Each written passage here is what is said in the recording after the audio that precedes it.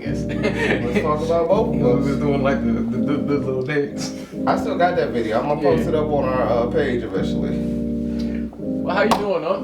I'm doing good, man. Episode 2, Uncle Neff. Yes. Setup's a little different. We're trying to upgrade every time. We'll see what it looks like next time. Hey, it might look like this. It might look like something different. We don't know. It's always a surprise. Wherever the wind blows, we might be in front of a dumpster next time. I don't know. Crazy stuff can happen over here on the Uncle Neff show. We're not gonna be in front of a dumpster though. I promise that. Only with Uncle. Nah, I don't think we're gonna be in front of no dumpsters. That's crazy. Yeah, that is wild. Oh man. Well, you gotta do the intro. Oh yeah. I'm that's Neff. That's Kai. I'm Jeff. Yes. That's the intro every time. For sure. You're not gonna hear bars though, but if you want to say it at home, feel free. Anyway, How you doing, huh? I'm good, man. Been getting healthy. Yeah. I done dropped about 20 pounds in the last 2 Hey, months. young man. I'm trying to keep up with you now. You got me on this show and I'm be on camera. They say what it add like 15 pounds. On camera? On camera or something crazy like that. I can't add no 15 pounds of what I already had. I had to bring that back down. I need to add months. Well, you good. I can't add no more. I need to eat a sensu bean. Yeah, I've been getting healthy, man. I did a Krav Maga class this week. Talk about that.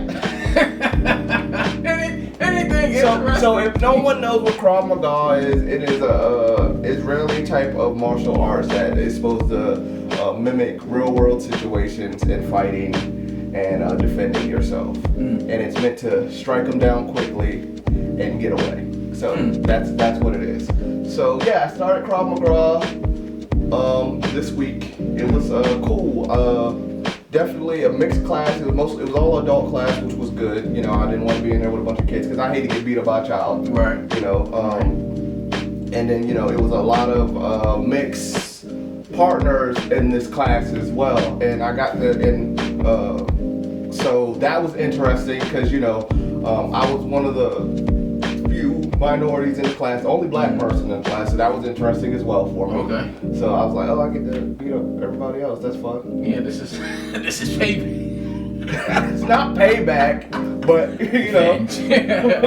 So I'm in the class and I'm going through the sparring and I'm like, I'm trying to pick the bigger guys in the class to spar with because I don't want to attack nobody. Yeah. But we were using like bag work, so one of us will hold a bag like kind of like this in front of us, like a big bag, and then we were practicing front kicks.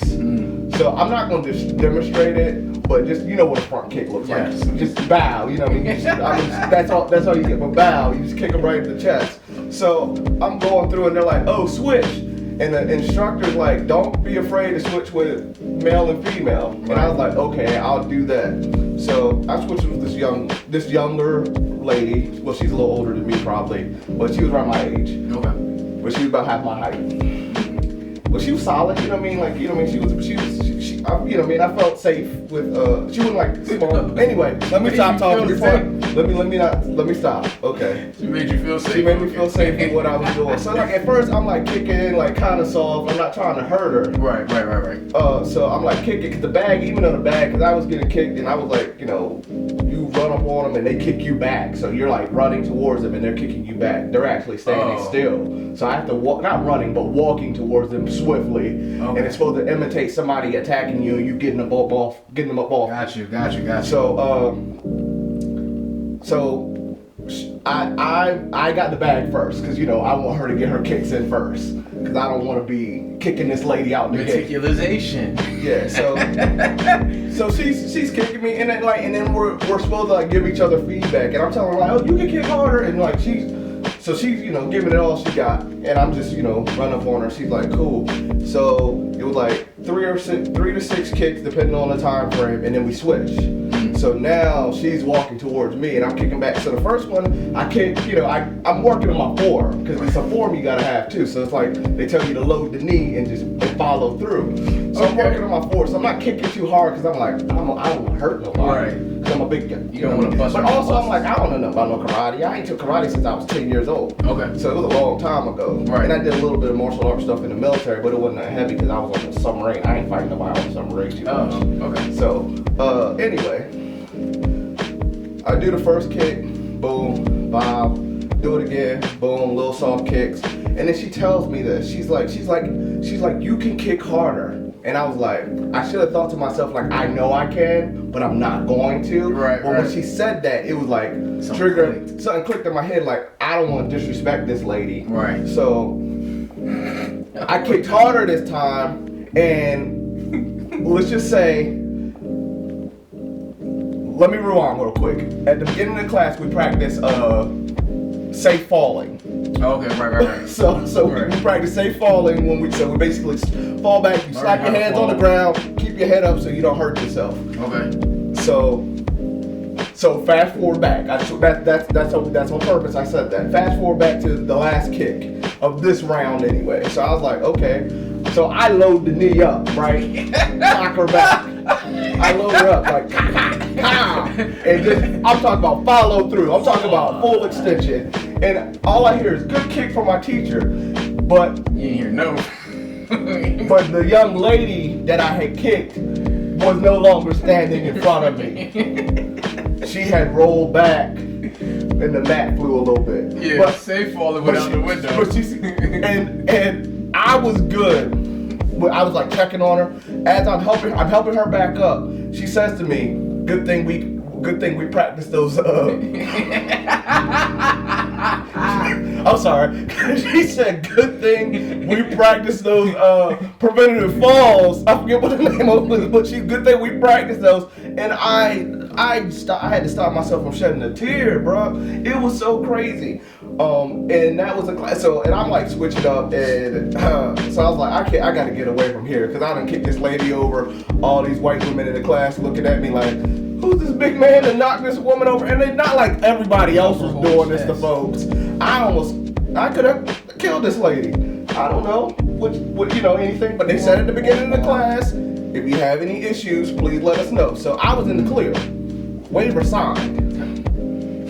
Waiver signed is crazy. I signed the waiver. She signed the waiver. She signed the waiver. That's where it really comes in. Yeah, waiver signed. So I'm in the clear. What I did learn from that class is obviously I learned a lot of like physical things on and off the ground, how to kick on the ground, kick up standing up, a lot of hands, and then my favorite drill, it was a touch shoulder drill where we were acting like we were in a sparring stance and we were going around touching each other's shoulders. And I was like, and it was like, at first it was like kind of playful, but he was like, really trying to score the points, but give the other person an opportunity as well. And then I was like, oh, this is slap boxing without slapping the face. It's just hitting you in the shoulder. So you like, bow. Okay. So I was like, oh, this is slap boxing. Just touching each other's shoulders is crazy. Just touching each other's shoulders crazy. And then it was like trying to touch each other's knee. And if you touched their knee, they had to do a burpee right then and there. Touching your knee is outrageous. Why the knee though? Because you gotta learn how to go down and like hook down and hook up. Like it's because it's fighting. However, you take a knee out, you can take somebody down. Yeah. So it's like how to do that with your hands or whatever. So moving however you need to. So you genuinely had a good time. Oh, I had a great time. Nothing like being able to kick people and not get in trouble for it. It is your right. It is my right. And equal lefts and rights. Hey, no, cut that out. We're keeping that. That's crazy. We're keeping that. That's the cussing. But speaking of equal left and rights, the young lady that I kicked over, she came to me after class, and once she asked me, she's like, how long have you been doing this? I said it was my first class. Baffled by that statement.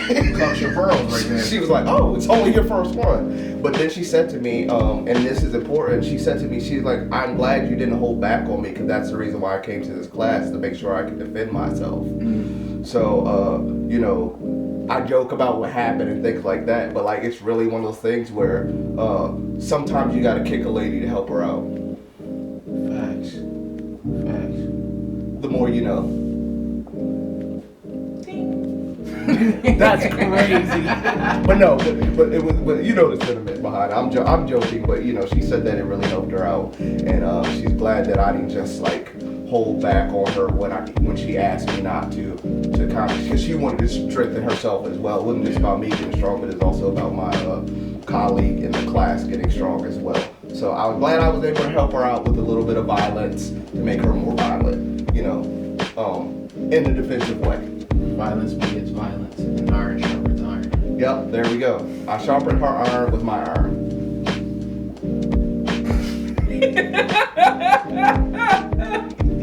It's a good story. It's a good story in durability and perseverance. Oh, all types of wrong. Oh my gosh. All right. Perseverance. All right. What we talking about today? Oh man. So the subject of the day is empathy.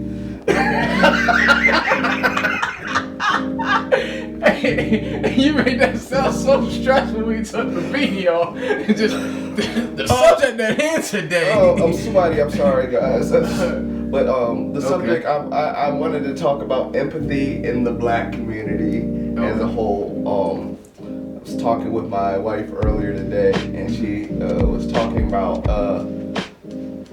the negativity of empathy being turned into the word simp, as the young folks would say, and that is like, when did helping out a friend, a loved one, a person that you consider somebody that you are concerned about, and not expecting anything back, a bad thing? If that makes sense. Like, because we know in our community, one thing we say is, that person's always borrowing, that person's always doing this, and all this other stuff back. But if you owe me money, or I shouldn't see you out here doing this and that, if you owe me money, and those type of things. But like, in all honesty, I think we have to get to a point where I borrow money from people. I always pay them back. That's just my personality. But I've also been the person that's also shared with others, and then they pay me back, and that's just a relationship we built. But I've also had people where I'll give something to them and I ask for nothing back from them. That's me.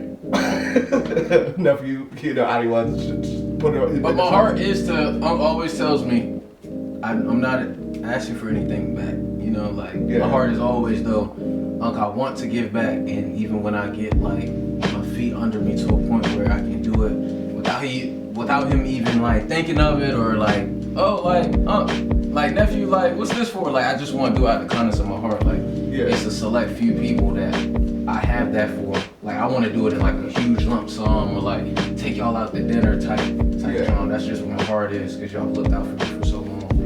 And this is not an excuse for those people that say, oh, I'm going to give my money back at a certain time, and then they never do that. This is more or less for the people that do hand out the money, or hand out a gift, or give something.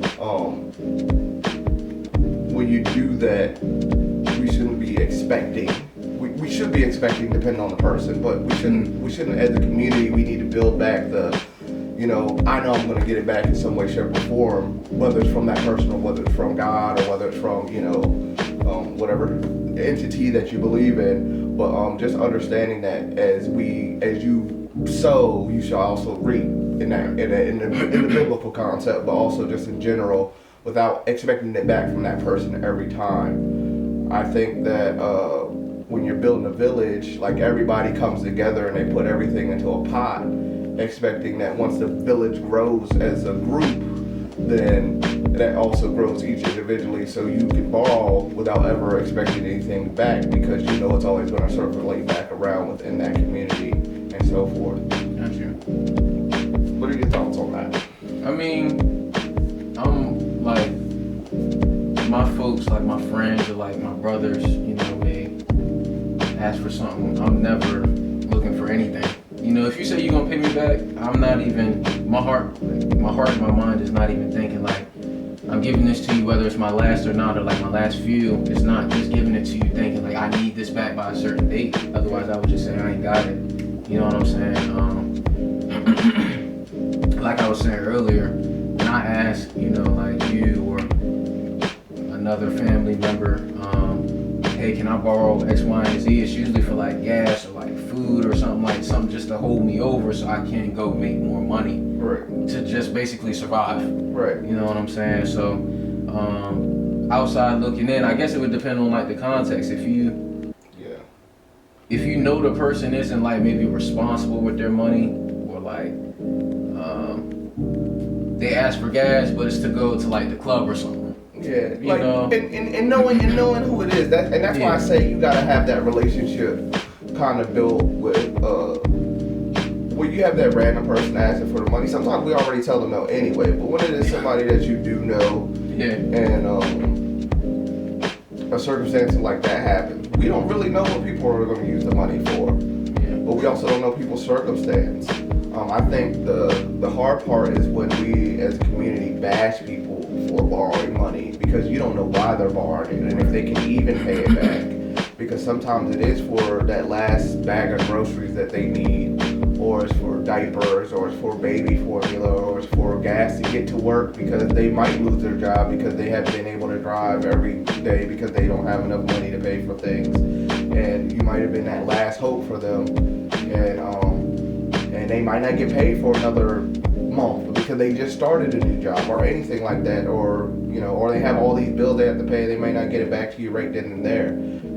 But I think the communication between you and that person, the borrower and the giver of whatever it may be, if the communication is built right between you guys, then the bashing doesn't happen because there is communication. So it is a twofold thing. Like both sides have to come together, but we also gotta get to a point where it is like, obviously if it's not thousands of dollars, you might want to get that back because that's a lot of money, you know what I mean? Like not everybody gets that. Yeah, but like if it's like a little small sum, like we can't just talk down on these people or make these people feel bad about a situation, because then it gets to the point where they might have had that one opportunity where they weren't able to pay back, but the next go around they can pay back double, or they might not ask ever again and then go and then make their family do without or make themselves do without or lose an opportunity because they're scared to ask because they've been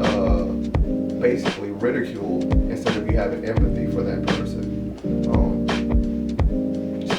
I think also like the showing part obviously is like kind of like if you give the person whatever, but like for instance for me, like when you family, like what is they people start asking them for money. Yeah. I don't just do it like you feel. Also, I don't give him nothing. I don't get nothing from him no more. I'm not I'm joking. in that I'm way. joking. No, but like I think it's all about the heart. So like, how do you interpret the reaping? Like say for instance, I'm saying like my business, my media production business, or like say I need gas. You don't know I'm about to enter a competition for a grant. Yeah. And I need that gas to get to a grant, and I win $10,000. So, let me just speak on you because we're here on Connect. Let's talk about that. When I give you money and tell you I don't need anything back, it's because one, I've been in your shoes before, and I've had people look out for me in that same manner that said the same exact things to me. That from that age group to down to me when I was the nephew, the younger nephew, and so forth, or the son, or the little brother, little cousin, the friend, whatever it may be. I've had people look out for me in that manner. So when I do that for you, I feel like that is those people that have done that for me. I've seen them blessed. Got you. And I understand that concept for them. So when I do it for you, I try to make sure you're blessed because I've seen that I've never lacked for anything as far as like being homeless, being without food, being without anything, because I've housed people that live with me, not you, but like other people that had their whole families living in a home with me, and I still wasn't even paying my full rent, and I was asking them for nothing. But I was able to, whether it was me moving out of that place eventually or me moving to the next spot, I was able to always have a roof over my head regardless because of my giving. Gotcha. I'll say that. I can honestly equate that to. I do. If I'm able to give, I'm always able to receive on the back end. Gotcha. And then life has got better as years progress and stuff like that. And I look at like the blessings that I have with my family, with my wife, with my son, and those type of things where I never have to lack for anything for them. I might go without personally, but if I can make sure my wife and son are good, or I can make sure my friends and family are good, that's always a good thing for me. And then, like I said, I'm always, if those people people are the ones that are giving to me. I'm always able to repay them back unless they don't ask for that. But when they ask me, then I have that opportunity as well. Right. Like, you know what I mean? I've had some people ask me like, hey, can I borrow this for the moment? And when they ask, I'm usually able to be like, yeah, with the timing of it, you know, hopefully. If I say no, then I'm like, hey, I'll call, I'll reach back out. I'm like, hey, do you still need this when I do get it? Yeah. Just because the people have looked out for me in the past. And I think as time goes on and you build that relationship up with folks, if everybody starts learning how to put into that pot, then the whole community is better and no one has a lack without food. We don't have to rely on outside sources to make sure everybody's eating so much. Thanks. When we come together as a community, and you know what I mean, as a black community, as a minority community, whatever you want to call it, but if we start looking out for each other properly in that manner, no one ever lacks for anything. You know, if I can invest in somebody's future and help them outgrow, that's a good thing, I think, in general. Then if I see you successful, that makes me happy. I don't need anything from you because of your success. Right. But I like to see you successful because I'm good. Right. You know what I mean? If you choose to do something on the back end, that's on you, however you're going to do it.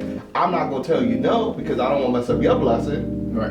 But I'm also not going to ask you for anything just because I know you're successful now. Right. You know what I mean? That's the other thing is like, you know, somebody hits the lottery or somebody becomes a millionaire and like going after that person directly because they have that much money and then being mad when they say, oh, you know, if you didn't have that relationship before that happened, why are you trying to build it now? Gotcha. You know?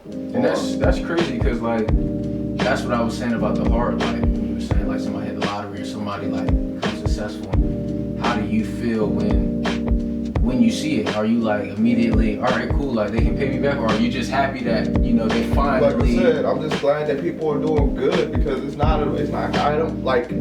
That wasn't an actual like specific question to you. I'm saying that's how the brain works. Like if somebody was like just happy, like what I look like being like, oh, by the way, Kai, I calculated every single dollar that I gave to you over these years, and now that you're doing well, let me get that back. Yeah. That's not how it's supposed to work. Right. That's not how it's supposed to go. It's not supposed to be like, oh, you got it now. I need it back. Right. I'm good myself, but I want to. You should already want to reach back to me. And that's for that person. Like the person should get the heart, and I think that when we don't build this community of shaming, then it's easy to have that heart. If that makes sense. It's easy to have a positive heart and want to give back when you don't feel ashamed. Because you know what I mean, if I you know borrow some money from somebody and I told them I'm a little delayed with getting it back, and then I see, you know, you go on Facebook, you see a post about, you know, you can't never let these niggas borrow nothing. this that, blah. Mind you, this is Thursday, you get paid Friday, you about to give them the money. Yeah. I'm gonna look at the post and be like, oh, nigga, I don't want to make you a liar. Facts. That is how the mind is gonna work. That's how it goes. Not me personally. Yeah. But I'm not gonna think like that, but somebody else might think like that. Right. I'm gonna look at the post and I'm gonna laugh and I'm gonna make a joke about it. Yeah. Or I'm gonna say something on the post because I'm that ignorant. Yeah. I'm gonna be like, hey man, I got your money tomorrow. Relax. I'm gonna say it to you. Yeah, I borrowed the money and I got it for you tomorrow. You know payday's Friday. Oh my gosh. I don't have early deposits. I do have early deposit, but they might not have it. Shout out to John. Well, I don't have it. I'm not shouting out nobody. They did not cut that out. Chime ain't pay us nothing. Shout out to nobody. We might be the first podcast to get sponsored by a bank. We'll keep it all in. Yeah. Nah, I definitely agree. So yeah, that's just the empathy piece. Like that's what I mean. Take that for what you will from that conversation. Yeah. And that's just like empathy as far as like building community. Yeah, building community and stuff like that, and being willing to give without getting back. And I think let's expand on that. I know I talked about the money thing, but like just in this community of as black people, and we have these different parts of agendas that we want to get across. And the only time we push somebody else's agenda is as long as they push my agenda. When in reality, it should be that black agenda coming together, and whatever we need to do, whether it's different aspects, whether it's your, you have your LGBTQ community, you have your Black Panther style community, you have your people that are in your politics, you have your church community, you have your people that are just individuals. Like, at the end of the day, there's nothing wrong with everybody working together to move forward with the black community. And what I mean by that is there's a lot of stuff that just being black is being pushed back on us. And if we know anything about the civil rights movement and how it operated, when you looked out for the black community, it opened doorways for LGBTQ, minorities of other races, lower income people, because at the end of the day, racism is just a byproduct of classism. Look at you, Trump.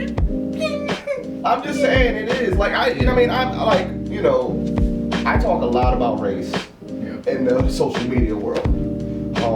But I'm also not that naive to the fact that it's another form of division to keep us from coming together as a class to elevate all of us. Because if you can convince the poorest white person that they're higher than the richest black person, they're okay. Right. And they're okay with being poor, right? But that's a classism thing. Right. Because that's how you keep the money where you want the money at. Exactly. Right? And then we know to make any changes, money is how you make change. In order to get money, there's racial and class blocks to stop that from happening. More so in our community than anybody else's. Yeah, but if we're able economics. So if we're able to change it for our community, don't you think that's going to change it for everybody else? When in reality, that classism affects us more than anybody else in the world, in the country. I would say so. Right. So,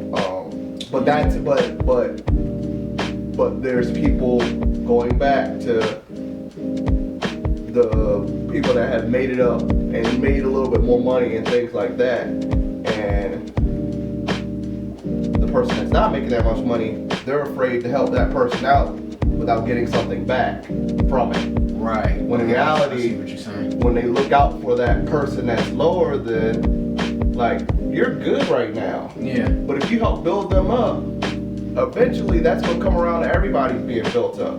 Because if we build these businesses up on our own, we help each other out, invest in our black businesses, and invest in our minority businesses, then that pours more money back into our own communities.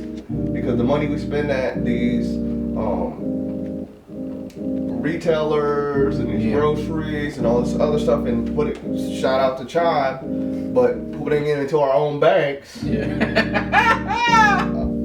No cap. Like, you know what I mean? Right? Like, we would be able to build up more, because that's what Black Wall Street was. That's what it was, is that the people that were getting more educated and doing all these other things were able to put back in our community and bringing that back in. And I got in trouble on the internet with my friends recently because I talked about that in let's just say a comedic way, about how segregation and integration, and how segregation was better for us. And I didn't say segregation was better for us because of the laws, but because of the community. So I'm going to say that now. People aren't going to agree with me totally with this, and I'm okay with that. And that's not what this is about, is agreeing with me. It's about just putting that out there on my viewpoint. Disclaimer. I think, and I think as far as the monetary aspect comes into play, we get into that conversation of capitalism and socialism. That's something that Fred Hampton was always warring against. The capitalist society, the rich white man, poor black man. It'll never be a even or a middle ground. It'll never be a good balance. Right. Even the middle class is technically poor. Right. So I think that'll be a later conversation, but I think it ties into that as well. Yeah, for sure. We'll definitely get into that. And then even understanding the difference between bigotry and racism. Sometimes we mixed the two, I think. Not saying that you did. I'm saying. No. I'm with you. Okay, got you. I think that can come later too. Yeah. But right now, sticking just on the empathy aspect, like you were just saying, just basically like pro-black. The segregation piece, like that specific post, maybe we should put that in the. Maybe we should do a screenshot of the post. That post might be gone by now because it got some heat. But I erase stuff sometimes because also I have empathy for my people. I don't want to argue with my people about stuff that has to do with us or make it a big deal. Right? Because I don't want to cause division with my own people. I love us. I love us so much. Yeah. And so when I do certain things, like, you know what I mean, everybody loves when I'm going at the racism. They love it. Right. But then sometimes I gotta address us. You know what I mean? And I think that what I was saying is we had more doctors then. We had more money. Well, our wealth has gone down since those times. The wage gap has increased over the years because of that separation. We don't have our own businesses in our own communities. You know what I mean? Like the redlining, all these other things. Right. But we didn't need redlining when it was segregation because it was already automatic and nobody bothered us over there. Basically, long story short, mind your business. Yeah. Like, What Carlos Felice said? Quit touching shit. That's what he says. I told him not to cuss. He always touching shit. But it's like, you know what I mean? Like, segregation wasn't bad because of us being separated. Segregation was bad because we were getting terrorized while we were minding our business. Right, facts. If we were just minding our business and other people were just minding their business, people could have integrated on their own, but we didn't need a law to tell us that we could do stuff. Exactly. Like, I feel like the fact that everything we do in this country had to be a law put in place for us to just be basic humans is crazy to me. When I could have just minded my business back in Africa somewhere. Facts. Or minding my business in my own community. Yeah. You know what I mean? Like, 'cause at the end of the day, if we were not moved around like we were, however you think that reason was, or, you know what I mean, if you believe in us being the Native Americans, even then, like... You want to talk about that? No. Oh, I don't. I don't want to talk about that because, like, no, I don't. The minding the business, like, not saying I think that there were good aspects of integration, yes, but I think that once the integration happened, then things of ours got destroyed, and that's where it bothered me because our cities and towns were destroyed. We were gentrified. We were literally bombed in Philadelphia. There was a massacre in Tulsa. There was countless things that happened. If you look at those communities now, they're not us anymore. Well, some of them are, but the thriving that they were headed towards were no longer available. They had their own school system. They were teaching the kids education properly. Without all this other stuff, and we know how education is now. Everybody's complaining about the school system, right? You know what I mean? Teaching anything. They're teaching whatever they want to teach, and I'm not saying that. And I'm talking about that as, you know what I mean, whether you're on the left or right side, whatever political side, there's something that's not great. Critical race theory not being taught, or you're worried about them teaching about certain sexual orientations at a young age. Right. You know what I mean? Like, you know what I mean? That stuff to be talked about eventually, yeah, but like, you know what I mean? Like, there's issues on both sides of the fence. Right. You know what I mean? think that's what, for instance, like when I was saying the Native American thing, I'm saying because last week was Thanksgiving. And not be like saying the African thing. Oh, I am like, man, I'm saying like that's like the first piece of American history of like almost integration. Yeah.